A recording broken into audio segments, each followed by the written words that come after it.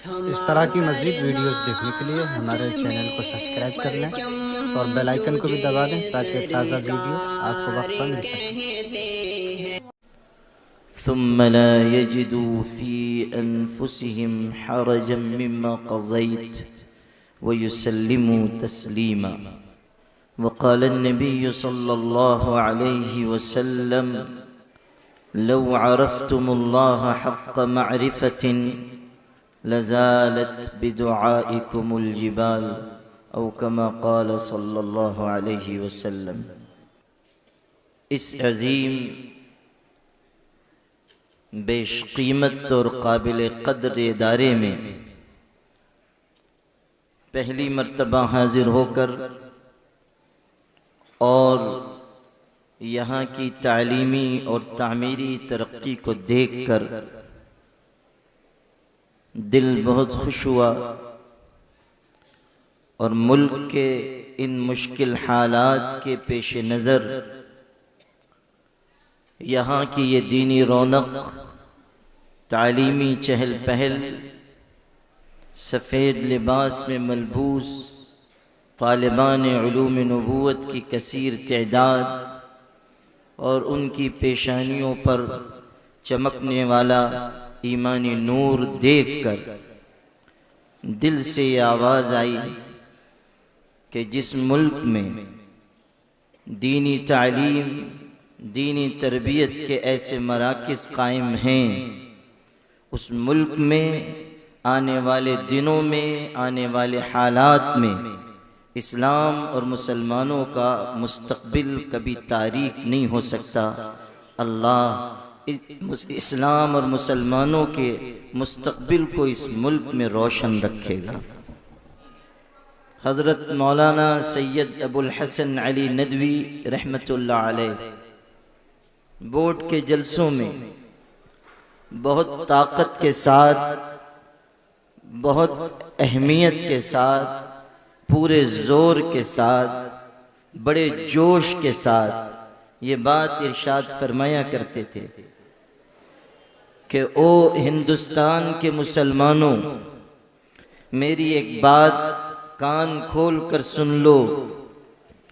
اسلام اس سرزمین پر، اسلام ہندوستان میں اللہ کے فیصلے کے مطابق آیا ہے، رہنے کے لیے آیا ہے، جانے کے لیے نہیں آیا ہے۔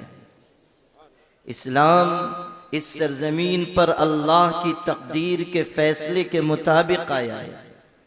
حالات ناسازگار آتے رہیں گے، مصائب کی بدلیاں اٹھتی رہیں گی، طوفان اور سیلاب مسلمانوں کے گھروں کا رخ کرتے رہیں گے۔ ان کو کبھی مدارس کے سلسلے میں، کبھی مساجد کے سلسلے میں، کبھی دوسرے اور معاملات کے سلسلے میں ڈرانے کی کوششیں جاری رہیں گی، اور ظالم اور فرقہ پرست عناصر اس بات کی کوشش کریں گے کہ اہل ایمان کو چین کا سانس نہ لینے دیں، لیکن اللہ تعالیٰ کا یہ فیصلہ اپنی جگہ اٹل رہے گا کہ اللہ اپنے دین کے نور کو پورا کر کے رہے گا، وَلَوْ كَرِهَ الْكَافِرُونَ، چاہے کافروں کو کتنے ہی ناگوار کیوں نہ لگے۔ اس حقیقت کو اس لیے بھی سمجھنا ضروری ہے کہ ملک کے بدلے ہوئے حالات میں ہمارے بعض مسلمان بھائی کسی درجے میں خوف محسوس کر رہے ہیں، انہیں ڈر لگ رہا ہے آنے والے دنوں میں کیا ہوگا۔ وہ محسوس کر رہے ہیں کہ راہ چلتے ہوئے مسلمانوں کو ماب لنچنگ کے ذریعے، ہجومی تشدد کے ذریعے شہید کیا جا رہا ہے۔ وہ محسوس کر رہے ہیں کہ ایک نفرت کا ماحول پورے ملک میں قائم کیا جا رہا ہے۔ وہ دیکھ رہے ہیں، وہ سن رہے ہیں کہ لوگ نعرے لگاتے ہیں کہ 2021 تک، 2025 تک ہم اس ملک سے مسلمانوں کو نکال باہر کریں گے۔ وہ دیکھ رہے ہیں کہ بڑے بڑے ذمہ دار کہہ رہے ہیں کہ ہم اس ملک میں کسی بھی گھسپیٹھیے یعنی مسلمان کو نہیں رہنے دیں گے۔ NRC میں غیر مسلم بھائیوں کو، ہندوؤں کو، سکھوں کو کرسچنز کو، جینیوں کو، پارسیوں کو، بدھسٹ کو الگ کر دیا گیا۔ جنوری 2019 میں، اسی سال جنوری میں پارلیمنٹ میں بل پیش ہوا، اور آپ حضرات شاید واقف نہ ہو، لیکن کہاں سے تیاری ہوتی ہے اس کو دیکھیے۔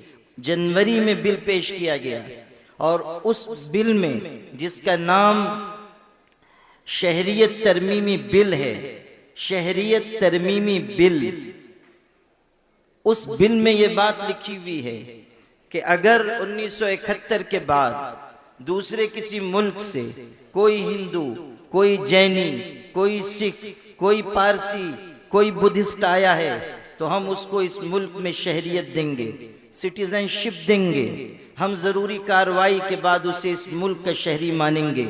اس میں سے مسلمان کا نام حذف ہے۔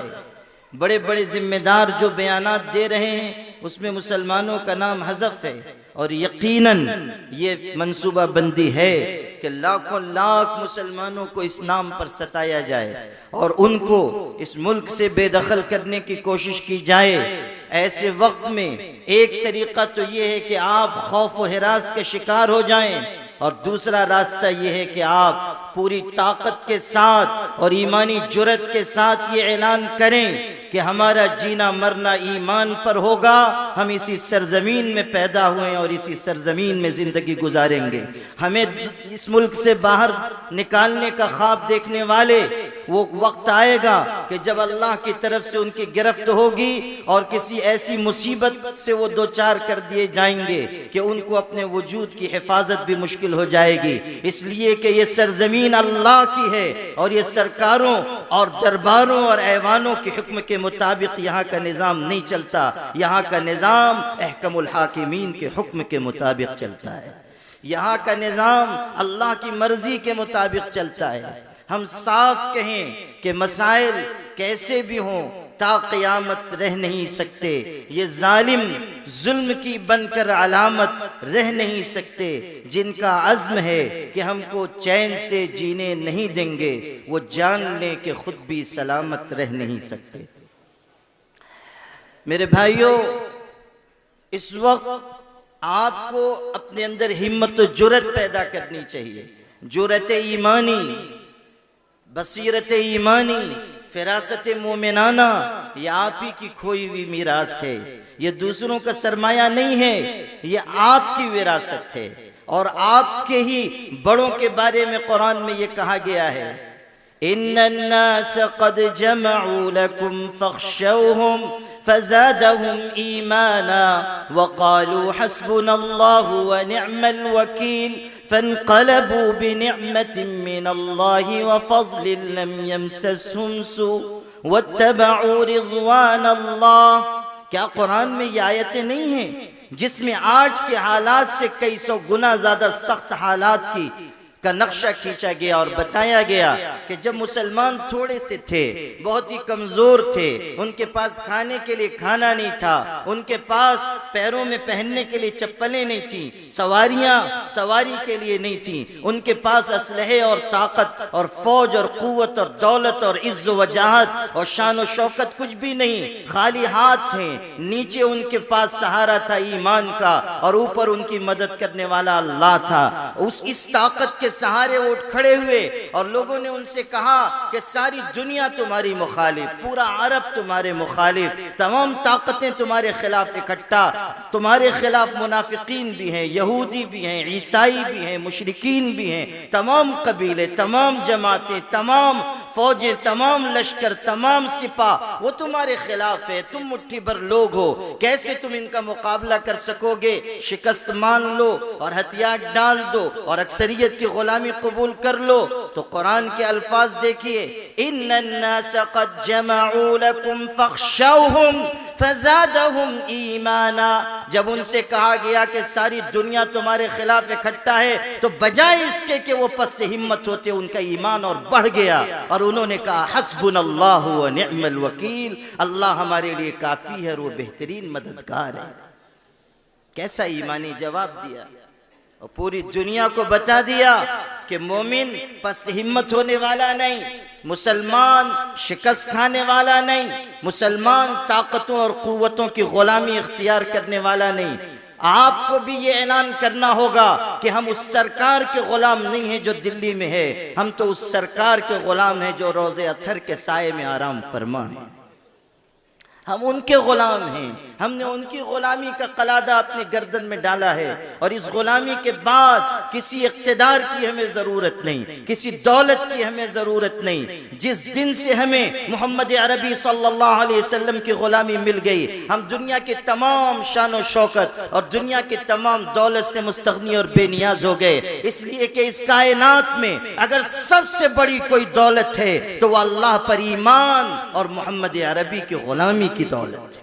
اس دولت سے بڑھ کر کوئی دولت نہیں، اور اس عزت سے بڑھ کر کوئی عزت نہیں، اور اس تاج کرامت سے بڑھ کر کوئی تاج صدارت اور تاج وجاہت نہیں۔ ہمارا یہ ماننا ہے کہ اس آسمان کے نیچے اور اس زمین کے اوپر سب سے زیادہ عزت دار انسان وہ ہے جو اللہ پر یقین رکھتا ہے اور محمد الرسول اللہ صلی اللہ علیہ وسلم سے عہد وفاداری کو نبھاتا ہے۔ اسی کے لیے عزت، اسی کے لیے شرف، اسی کے لیے دنیا میں خلافت، اور اسی کے لیے آخرت میں اللہ کی بنائی ہوئی جنت ہے۔ کیا قرآن میں یہ اعلان نہیں ہے؟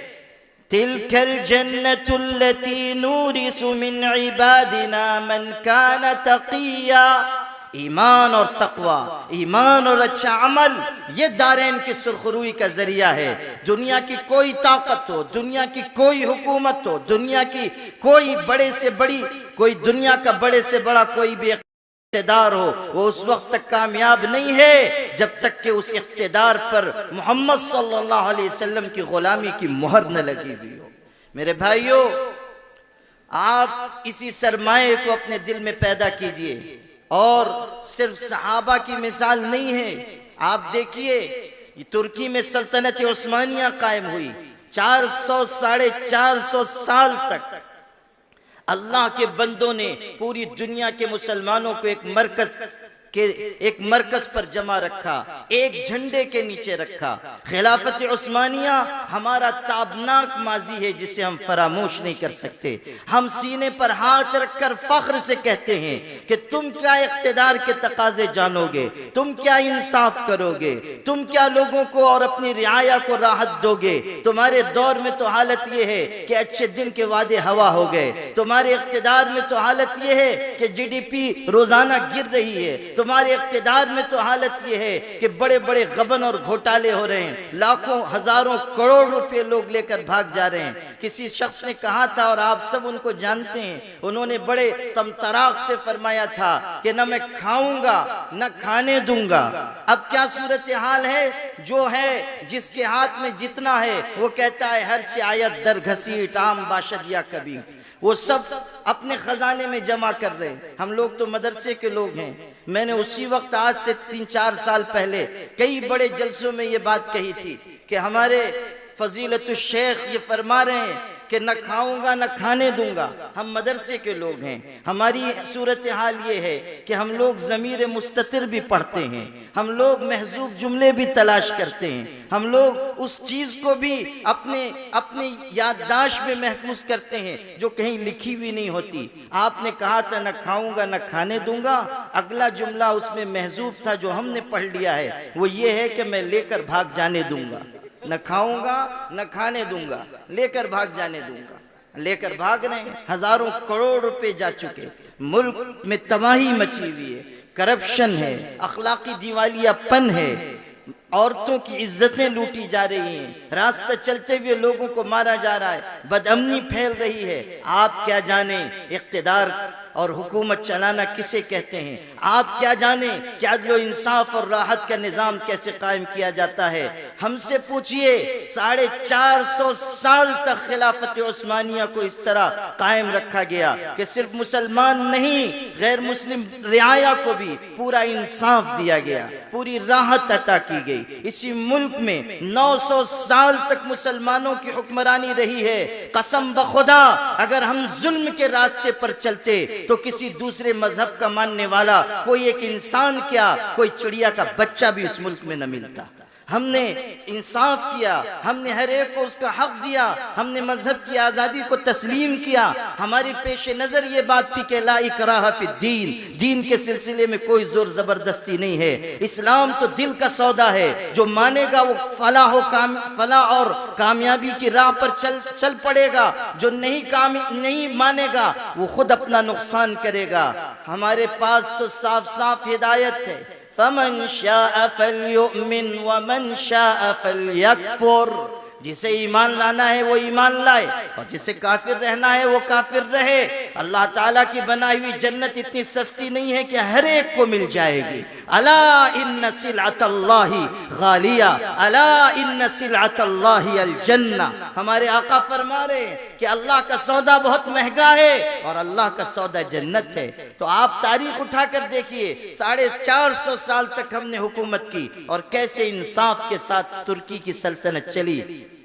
وہ موضوع نہیں ہے میرا، آپ کو میں یہ بتانا چاہتا ہوں کہ ترکی کی وہ سلطنت کنہوں نے قائم کی تھی؟ بکریوں کے چرانے والے کچھ لوگ تھے، خیموں میں رہتے تھے، انہوں نے خواب دیکھا تھا کہ مسلمانوں پر ظلم ہو رہا ہے، ہم ان کو قوت عطا کریں گے، ہم ان کے انتشار کو ختم کریں گے، ایک جھنڈے کے نیچے ان کو اکٹھا کریں گے۔ چنانچہ تو ان بکریوں کے چرواہوں نے اپنی ٹوٹی ہوئی تلواریں لے کر دنیا کی ظالم اور کافر طاقتوں سے مقابلہ کیا۔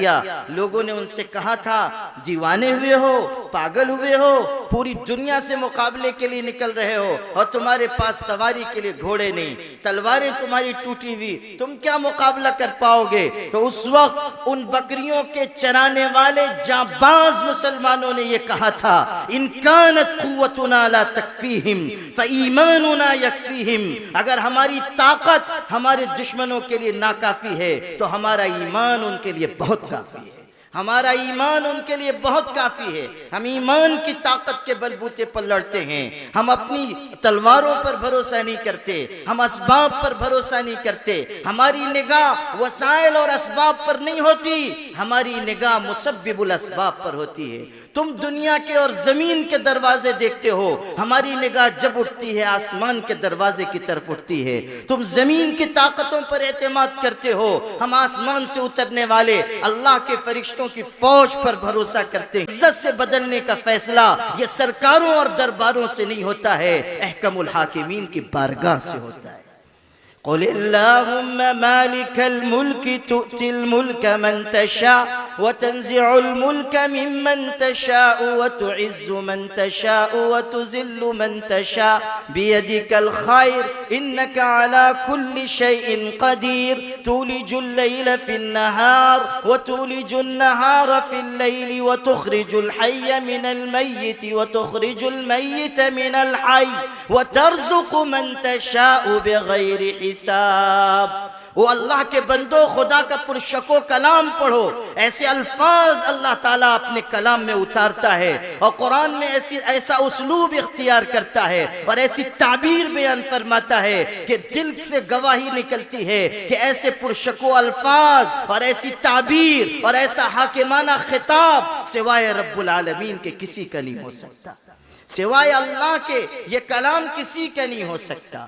یہ اللہ کی شان ہے کہ وہ اس طرح اپنی عظمت کو بیان کرے کہ تمام تر اختیار اللہ کے ہاتھ میں، کرنے والی ذات اللہ کی ہے۔ جن کو دنیا میں آپ دیکھ رہے ہیں کہ ان سے کچھ ہو رہا ہے وہ کٹ پتلیاں ہیں، ان سے کچھ ہونے والا نہیں، کرنے والی ذات تو تنہا اللہ کی ہے۔ اقبال نے کہا تھا پالتا ہے بیج کو مٹی کی تاریکی میں کون دریاؤں کی موجوں سے اٹھاتا ہے سحاب، کس نے بھر دی موتیوں سے خوشہ گندم کی جیب، کس کی ہے یہ زمین، کس کا ہے یہ نور آفتاب، کون لایا کھینچ کر پچھم سے باد سازگار، موسموں کو کس نے سکھلائی ہے خوئے انقلاب، کرنے والی ذات صرف اللہ کی ہے۔ ان تمام سوالوں کا جواب صرف ایک ہے، وہ یہ کہ اللہ لا الہ الا هو الحی القیوم، اللہ ہے، اس کے علاوہ کوئی عبادت کے لائق نہیں، زندہ ہے، پورے نظام کو چلانے والا ہے۔ اس لیے میرے بھائیوں شریعت پر عمل کا مزاج پیدا کیجئے، ایک ایک مسلمان تک یہ بات پہنچائیے کہ ہمیں اللہ کی شریعت پر عمل کرنا ہے۔ دارالقضاء کا نظام کیا ہے؟ اللہ تعالیٰ کے احکامات کو، اللہ تعالیٰ کے فیصلوں کو نافذ کرنے کا نام، لوگوں کو سمجھانے اور بتانے کا نام، رضاکارانہ طریقے پر شریعت پر عمل کا مزاج پیدا کرنے کا نام۔ یہ دارالقضاء کوئی پیرالل کورٹ نہیں ہے، کوئی متوازی عدالت نہیں ہے، کوئی الگ سے نظام نہیں ہے۔ یہ جو قرآن میں اترا، جو حدیث میں آیا، جس کو ہمارے مجتہدین و علماء نے احکام کی شکل فرمایا کہ اگر ساری دنیا کے لوگ، ساری دنیا کے انسان کسی میدان میں جمع ہو جائیں اور اس بات پر اتفاق کر لیں کہ تم کو فائدہ پہنچائیں گے، لَن يَنْفَعُوكَ بِشَيْءٍ إِلَّا وَقَدْ كَتَبَهُ اللَّهُ لَكَ، پوری دنیا مل کر تم کو نفع نہیں پہنچا سکتی مگر یہ کہ اللہ نے وہ نفع تمہاری تقدیر میں لکھ دیا ہو۔ اور اگر پوری کائنات ایک جگہ جمع ہو جائے اور تم کو نقصان پہنچانا چاہے، لَن يَضُرُّوكَ بِشَيْءٍ إِلَّا وَقَدْ كَتَبَهُ اللَّهُ عَلَيْكَ، پوری دنیا مل کر تم کو نقصان نہیں پہنچا سکے گی الا یہ کہ اللہ نے وہ نقصان تمہاری تقدیر میں لکھ دیا ہو۔ کرنے والی ذات اللہ کی ہے، تمام اختیار و اقتدار کا مالک اللہ ہے۔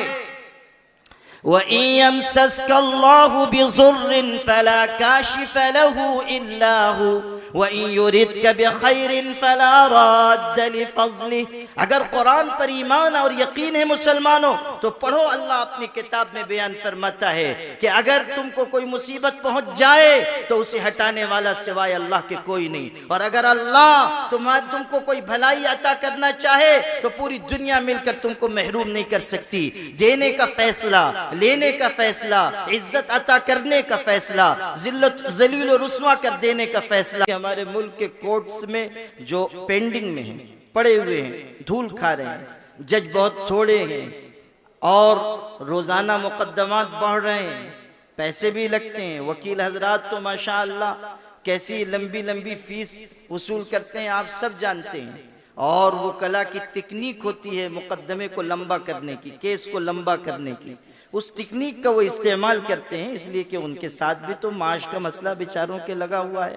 شاید رات کو تہجد بھی پڑھ کے دعا کرتے ہوں کہ اللہ تعالیٰ کل دو چار لوگوں کے جھگڑے ہو جائیں تاکہ ہماری روزی روٹی چلتی رہے۔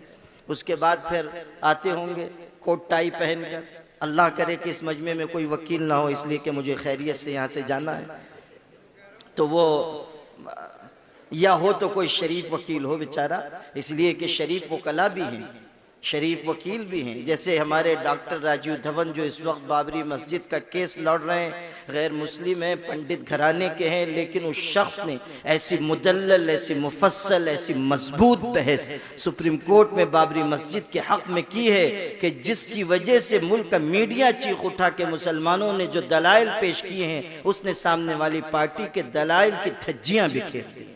ایک غیر مسلم شخص ہے، ایک ہندو شخص ہے، اور ان کو جان سے مارنے کی دھمکیاں ملی، انہوں نے ٹھکرا دیا کہ جو ہوگا ہوگا مگر ہم حق اور انصاف کا ساتھ دیں گے۔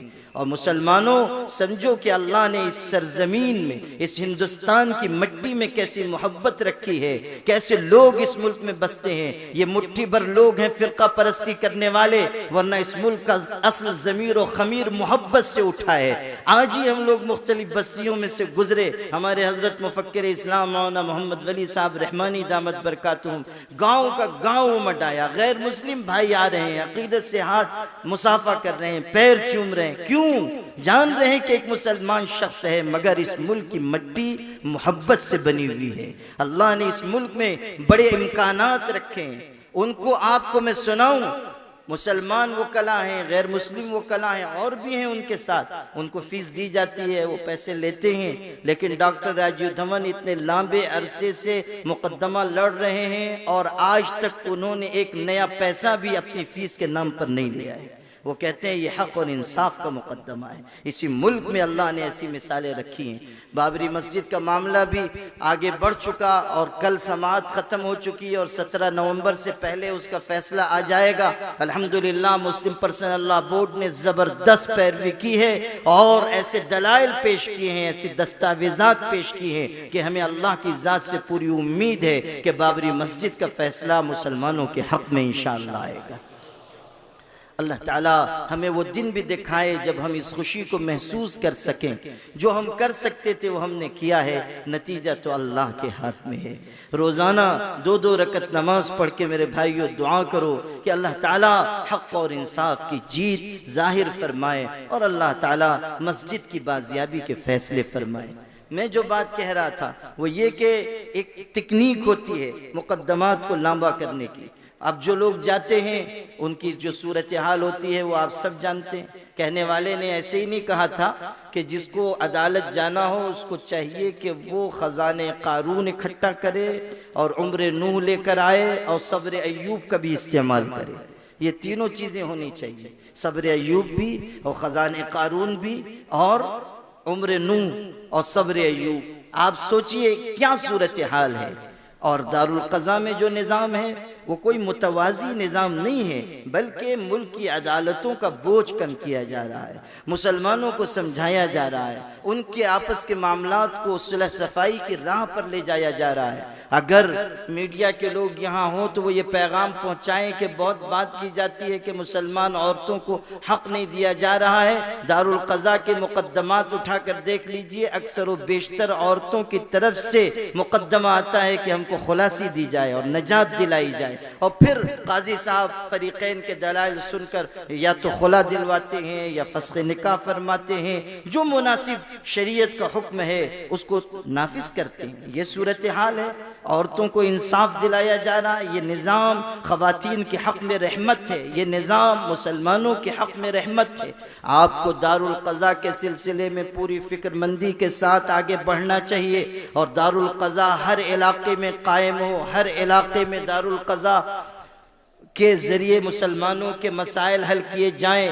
مبارکباد ہو اس جامعہ کے محتمم حضرت مولانا محمد راشد صاحب یا محمد ارشد صاحب ہے، راشد صاحب دونوں ہیں، دونوں حضرات جو ہیں وہ اس ادارے کے بنات کے ادارے کے ایک ناظم ہیں اور ایک بنین کے مدرسے کے۔ اللہ تعالیٰ دونوں کو بہت ہی مبارک فرمائے اور سرخرو فرمائے اور عزت دے کہ انہوں نے دارالقضاء کی ماشاءاللہ مستقل عمارت بنوائی، اور ایسی دیدہ زیب اور خوشنما عمارت ہے کہ دیکھ کر دل خوش ہو گیا، اور ان کے لیے دل سے دعا نکلی۔ اللہ تعالیٰ ان حضرات کی عمر میں برکت نصیب فرمائے اور ان کے والد مرحوم کی اللہ تعالیٰ خوب خوب مغفرت فرمائے، درجات بلند نصیب فرمائے، اور اس سے پہلے بھی جو ان کا خاندانی سلسلہ ہے اللہ تعالیٰ سب کو بہترین اجر اور بہترین درجات کی بلندی نصیب فرمائے۔ آپ کی ذمہ داری یہ ہے کہ آپ یہاں سے یہ پیغام لے کر جائیں کہ معاملات کو دارالقضاء میں بھیجنا ہے، معاملات کو اس نظام کی طرف رجوع کروانا ہے۔ مجھے اس بات کو سن کر افسوس ہوا کہ یہاں مقدمات ابھی 71 دائر ہو چکے ہیں، اچھی تعداد ہے، لیکن یہ کتنا پھیلا ہوا علاقہ ہے، کتنی بڑی آبادی مسلمانوں کی ہے۔ آپ تمام مسلمان کتنی بڑی تعداد میں یہاں آئے ہیں، یہ آپ کی اس ادارے سے محبت کی نشانی ہے، یہ آپ کی اہل علم سے محبت کی نشانی ہے، یہ آپ کی مسلم پرسنل لا بورڈ سے محبت کی نشانی ہے۔ آپ اس دارالقضاء کو اپنی ذمہ داری سمجھیں کہ اس دارالقضاء کی آپ تشہیر کریں، ایک ایک مسلمان تک یہ پیغام پہنچائیں۔ یاد رکھنا ہمارے لیے قانون شریعت ہی اصل ہے، اللہ نے جو نظام دیا ہے وہی نظام ہمارے لیے اصل ہے۔ اللہ کے احکامات پر، رسول کے احکامات ہی پر عمل کرنا ہے۔ قرآن میں فرمایا گیا، قسم کھا کر کہا گیا، فَلَا وَرَبِّكَ لَا يُؤْمِنُونَ حَتَّى يُحَكِّمُوكَ فِي مَا شَجَرَ بَيْنَهُمْ ثم لا يجدوا في أنفسهم حرجا مما قضيت ويسلموا تسليما۔ ارشاد ہوا، آپ کے پروردگار کی قسم، مسلمان اس وقت تک مسلمان نہیں ہو سکتے جب تک کہ اپنے معاملات میں اے پیغمبر آپ کو حکم نہ بنائیں، اپنے جھگڑوں میں، اپنے تنازعات میں آپ کو حکم نہ بنائیں، اور پھر جو فیصلہ ہو اسے خوشی خوشی تسلیم نہ کریں، اس وقت تک مسلمان نہیں ہو سکتے۔ آپ دیکھیے کتنا خوبصورت نظام دیا گیا. حضور صلی اللہ علیہ وسلم کو حکم بنایا جائے, آپ کی لائی ہوئی شریعت کو نافذ کیا جائے اور آپ کے فیصلے کے مطابق زندگی کے معاملات کو حل کیا جائے اور فیصلے کو خوش دلی سے تسلیم کیا جائے. ہمارے پوری دنیا کی عدالتوں میں یہ ہوتا ہے کہ دو پارٹیاں کیس لے کر جاتی ہیں, کوئی جیتتا ہے کوئی ہارتا ہے. جو جیتتا ہے وہ خوش ہوتا ہے, جو ہارتا ہے وہ ناراض ہوتا ہے. جو جیت گیا وہ بہت مسرور, جو ہار گیا وہ رنجیدہ اور رنجور. لیکن شریعت اسلامی کے نظام کا, قانون اسلامی کے نظام کا, دارالقضاء کے نظام کا یہ حسن ہے, یہ اس کی خوبصورتی ہے, یہ اس کا جمال ہے کہ جو آدمی کیس لے کر آتا ہے اور جو اس کا فریق مخالف ہے, کسی ایک کے حق میں مقدمہ جاتا ہے, کوئی ایک جیتتا ہے کوئی ایک ہارتا ہے. لیکن مسلمان جیتنے والا تو اس لیے خوش ہے کہ مجھے میرا حق مل گیا, اور مسلمان ہارنے والا اس لیے خوش ہے کہ میں نے اللہ کی مرضی اور رسول کے منشا پر عمل کر لیا. وہ بھی خوش ہے, دونوں فریق خوش ہیں اس لیے کہ ان کو انصاف کی طلب تھی اور انصاف ان کو دیا گیا. اسلام یہ نہیں سکھاتا کہ جو ہار جائے وہ رنجیدہ ہو, بلکہ یہ سکھاتا ہے وَيُسَلِّمُ تَسْلِيمًا, اللہ کے رسول کے فیصلے کو خوش دلی سے تسلیم کر لو. سمجھ لو کہ جو تمہارا حق نہیں تھا وہ تم سے الگ ہو گیا, اور جو کسی کا حق تھا اس تک پہنچ گیا. تو قرآن کتنی تاکید کے ساتھ یہ بات کہہ رہا ہے کہ تم مسلمان نہیں ہو سکتے جب تک کہ تم اللہ کے پاک رسول صلی اللہ علیہ وسلم کو حکم اور فیصل تسلیم نہ کرو. سیدنا عمر ابن خطاب رضی اللہ تعالیٰ عنہ کتنے اونچے درجے کے انسان ہیں, اسلامی تاریخ کے بے نظیر انسان. سیدنا عمر ابن خطاب رضی اللہ تعالیٰ عنہ عدل و انصاف کے, خلافت اسلامیہ کو مضبوطی سے چلانے کے کیسے ماہر انسان تھے, اور کس قدر ان کے ذریعے اسلام کو تقویت حاصل ہوئی. انہوں نے تو ان کے اسلام کے لیے تو کائنات کے سب سے عظیم پیغمبر نے دعا مانگی تھی اور التجا کی تھی پاک پروردگار کی بارگاہ میں, اللہم اعز الاسلام باحد العمرین, دو عمر میں سے کسی ایک کے ذریعے اللہ اسلام کو عزت عطا فرما. عمر ابن خطاب کے حق میں وہ دعا قبول ہوئی اور وہ مسلمان ہوئے. عطا اللہ شاہ بخاری بر صغیر کے سب سے بڑے خطیب اور مقرر عظیم الشان مجمع سے ایک مرتبہ خطاب کر رہے تھے, اور اچانک فرمایا کہ لوگو, میں خانوادہ نبوت سے ہوں, میں آل علی ہوں, حضرت علی ابن ابی طالب رضی اللہ عنہ کی اولاد میں ہوں. میرا بھی دل چاہتا ہے کہ میں تمام فضیلتیں اور تمام عزتیں اپنے جد امجد حضرت علی کے کھاتے میں ڈال دوں, لیکن عمر وہ شخصیت ہیں جو اپنے آپ کو منوائے بغیر نہیں چھوڑتے ہیں. اور پھر ارشاد فرمایا کہ اگر اسلام کی تاریخ سے عمر کو نکال دو گے تو باقی ہی کیا بچے گا. پھر ایک کروٹ لے کر ارشاد فرمایا کہ لوگوں سنو, سارے صحابہ حضور اکرم صلی اللہ علیہ وسلم کے مرید تھے سوائے عمر کے. سارا مجمع سکتے میں ہے, یہ کیا کہہ رہے ہیں؟ ابو بکر بھی مرید, علی ابن ابی طالب بھی مرید, عثمان ابن عفان بھی مرید, سلمان و ابو ذر, مصعب ابن عمیر اور ہزاروں صحابہ رضی اللہ عنہ سب مرید.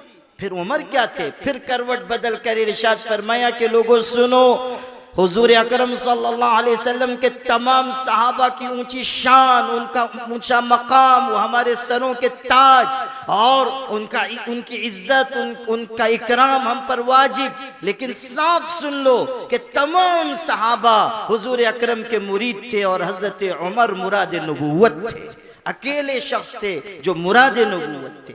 جس وقت حضرت عمر نے ایمان قبول کیا دار ارقم میں, اور حضور صلی اللہ علیہ وسلم نے ان کے قبول اسلام کی وجہ سے نعرہ بلند کیا, اللہ اکبر کہا, اور صحابہ نے بھی اللہ اکبر کہا, اور مکے کی پہاڑیاں گونج اٹھیں. اتنے میں آسمان سے اترے جبریل علیہ السلام اور آ کر کہا, استبشر اہل السماء باسلام عمر, اللہ کے رسول آسمان والوں نے بھی عمر کے اسلام لانے کی خوشی منائی ہے. استبشر اہل السماء باسلام عمر, ترمذی میں روایت موجود ہے. حضور اکرم صلی اللہ علیہ وسلم نے ارشاد فرمایا مسند احمد میں, ابن ماجہ میں, حضور اکرم علیہ السلام نے ارشاد فرمایا کہ قیامت کے دن سب سے پہلے اللہ تعالیٰ جس شخص کو سلام کرے گا وہ عمر ہوگا.